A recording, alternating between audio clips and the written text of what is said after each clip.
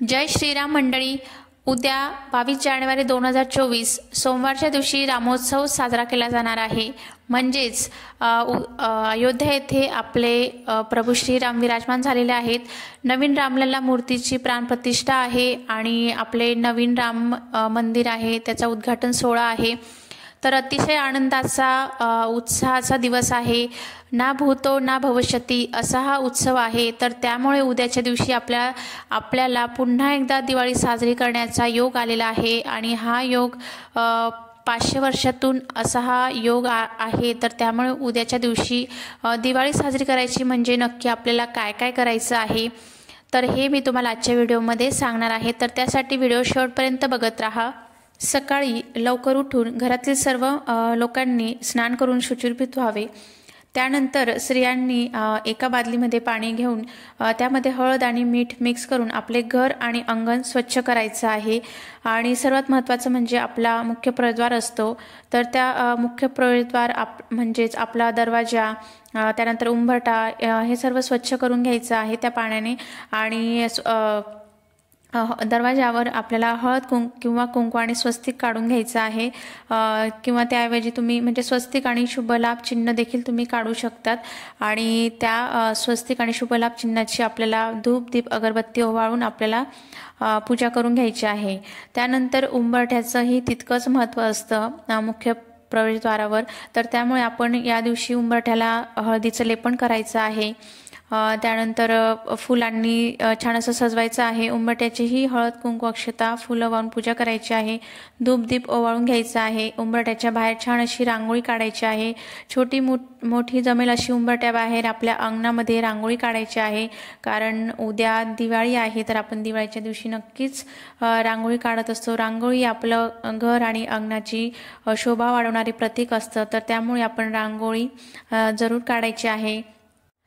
त्यानंतर मुख्य प्रवेशद्वारावर आपल्याला आंब्याचं तोरण लावायचं आहे किंवा आंब्याचे पानं आणि त्यामध्ये झेंडूची फुलं टाकून तोरण बनवायचं आहे आणि ते आपल्या दरवाजाला लावायचं आहे। नंतर आपल्या घरावर आपल्याला राम झेंडा उभारायचा आहे, राम झेंडा फडकवायचा आहे। तर असं सर्व कामं आपण सकाळीच करू शकतो। जर तुम्हाला जमत असेल तर सकाळीच हे कामे करून घ्यायची आहे किंवा तुम्ही संध्याकाळी पूजेच्या आधीही देखील करू शकतात। त्यानंतर नित्य म्हणजे रोजची आपली जी देवपूजा आहे तर ती देवपूजा देखील आपल्याला करून घ्यायची आहे। अयोध्येत होणाऱ्या राम मंदिर उद्घाटन सोहळ्याचे तसेच रामलल्ला मूर्तीचे जे प्राणप्रतिष्ठा सोहळा आहे तरी हे सर्व कार्यक्रम आपल्याला TV वर लाईव्ह दाखवण्यात येणार आहे। तर त्यामुळे आपण 11 ते 1 या वेळेत हे सर्व कार्यक्रम बघू शकतो आणि या कार्यक्रमाचा आनंद आपल्याला घ्यायचा आहे या वेळेमध्ये। आणि बघा जर तुम्हाला रामपूजन करायचं असेल तर तुम्ही या वेळेतही करू शकतात जर तुम्हाला सकाळी वेळ असेल तर। नाहीतर ज्याप्रमाणे आपण दिवाळीचं लक्ष्मीपूजन संध्याकाळी करत असतो त्याप्रमाणे आपल्याला रामपूजन देखील संध्याकाळी करायचं आहे। दिवाळी साजरी करायची आहे आपल्याला संध्याकाळी। तर रामपूजन कसं करायचं याचा प्रत्यक्ष व्हिडिओ मी आजच अपलोड केलेला आहे तर तो व्हिडिओ तुम्ही नक्की बघा। त्यामध्ये मी संपूर्ण पूजाविधी दाखवलेला आहे। त्याची लिंक तुम्हाला खाली डिस्क्रिप्शन बॉक्समध्ये मिळेल किंवा व्हिडिओच्या शेवटी देखील तुम्ही बघू शकता। तर तो व्हिडिओ तुम्ही बघायला विसरू नका, नक्की बघा। तर रामलल्ला मूर्ती प्राणप्रतिष्ठाचा शुभ मुहूर्त 22 जानेवारीच्या दिवशी 12:29:08 ते 12:30:32 असा 84 सेकंदचा शुभ मुहूर्त आहे। तर या वेळेत रामलल्ला मूर्तीची प्राणप्रतिष्ठा होणार आहे।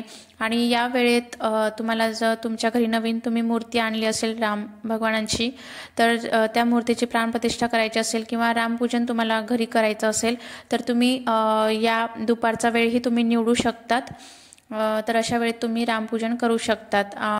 त्यानंतर या दिवशी आपल्याला भजन कीर्तन रामरक्षा स्तोत्र हनुमान चालीसा हनुमान स्तोत्र सुंदरकांड या सर्व मंत्र स्तोत्राचं पठण करायचं आहे। किंवा आपल्याजवळ एखादं मंदिर वगैरे असेल राम भगवानांचं किंवा कुठेही मंदिरात कार्यक्रम वगैरे असेल तर तिथे सहभागी व्हायचं आहे आणि हे सर्व मंत्रस्तोत्र आपण तिथे जाऊन सुद्धा ऐकू शकतो। आणि सर्व कार्यक्रमाचा आपल्याला आनंद घ्यायचा आहे।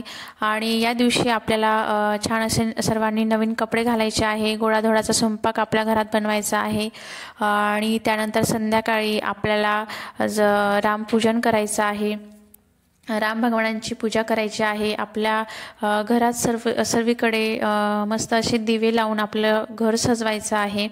आणि या दिवशी सर्वात महत्त्वाचं म्हणजे तुम्ही कितीही दिवे लावा, पण 5 दिव्यांपेक्षा कमी दिवे लावायचे नाही। तर आपल्याला या दिवशी संध्याकाळी 5 दिव्यांचा उपाय करायचा आहे। तर तो 5 दिव्यांचा उपाय कसा करायचा ते मी आता तुम्हाला पुढे सांगते।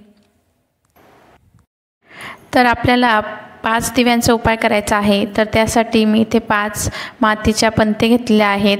आपल्याकडे नवीन कोऱ्या पंत्या असतील तर अतिउत्तम, किंवा रोजच्या वापरातील दिवे घेतले तरीही चालेल, किंवा जर नसतील मातीच्या पंत्या तर मग कणकेचे दिवे घेतले तरीही चालेल, पण शक्यतो मातीचे पंतीच घ्या।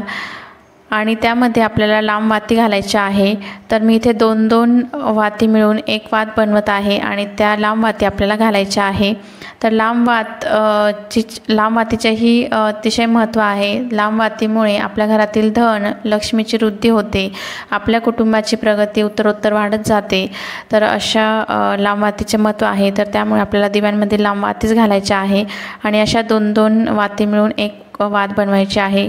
काही जण एक वात टाकतात, तर एक वात टाकू नये, 2 वाती मिळून एक वात बनवायची।